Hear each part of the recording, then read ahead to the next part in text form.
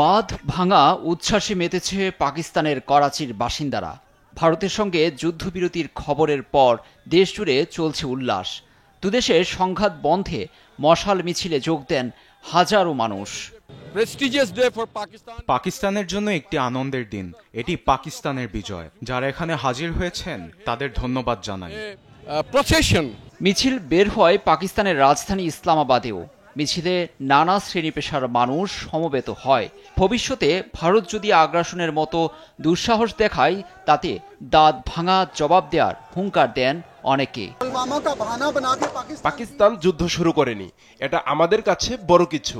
তবে ভারত পাকিস্তানের সক্ষমতা পরীক্ষার জন্য পুলওয়ামাকে একটি অজুহাত হিসেবে দাঁড় করিয়েছে। তারা সাইবার বিমান হামলা চালিয়েছে, যার প্রতিটি ক্ষেত্রেই আমরাই বিজয়ী হয়েছি। আমাদের প্রতিরক্ষা ব্যবস্থা দুর্দান্ত।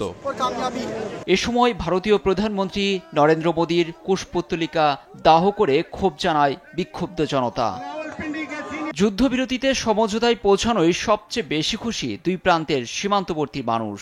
তারা সাধুবাদ জানাচ্ছে এমন বিচক্ষণ পদক্ষেপে। যুক্তরাষ্ট্রের মধ্যস্থতায় শনিবার অস্ত্রবিরতিতে সম্মত হয় নয়াদিল্লি ও ইসলামাবাদ। লুৎফর কবির, নিউজ ডেস্ক, দেশ।